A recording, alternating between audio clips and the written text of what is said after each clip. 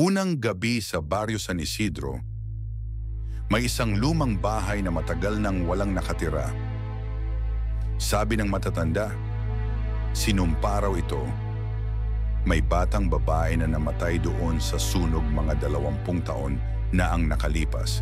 Simula noon, gabi-gabi raw may sinding kandila sa bintana ng ikalawang palapag kahit walang tao. Dumating si Ina, isang 12 taong gulang na batang ulila, upang manirahan sa kanyang tiyalita na bagong nagbalik mula sa Maynila. Wala silang ibang matutuluyan kundi ang mismong lumang bahay na yon. Matanda na ang kwento, wala namang totoo diyan, sabi ng kanyang tiyahin habang inaayos ang kama. Ngunit si Ina hindi mapalagay.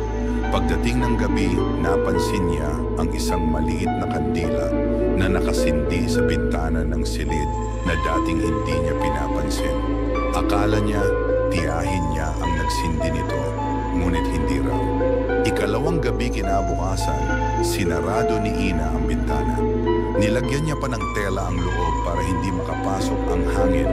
Ngunit pagsilip niya bago matulog, naroon ulit ang kandila, nagsisilbing liwanag sa dilim, bagaman walang gumamit ng posporo o lighter.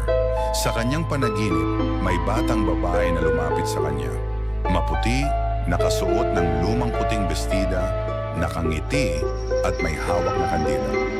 "Ako si Clara, salamat sa pagbisita," mahina nitong sabi.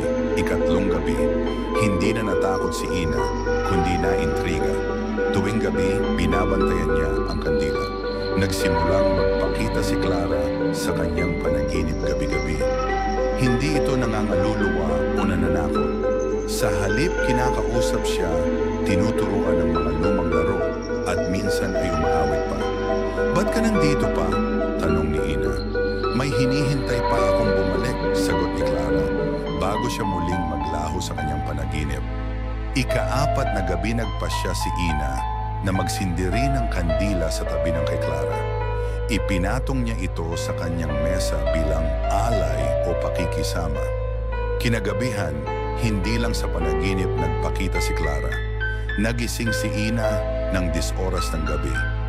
May malamig na simoy ng hangin at ang kandilang nasa mesa niya ay may karugtong na ilaw.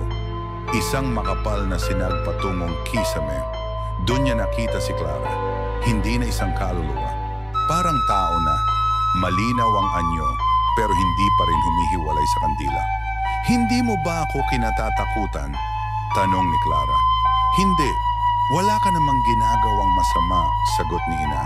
Ngumiti si Clara. "Gusto lang kitang pasalamatan.